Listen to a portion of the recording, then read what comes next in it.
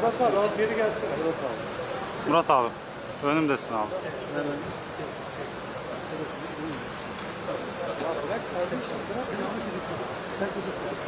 Sen bu dikkat.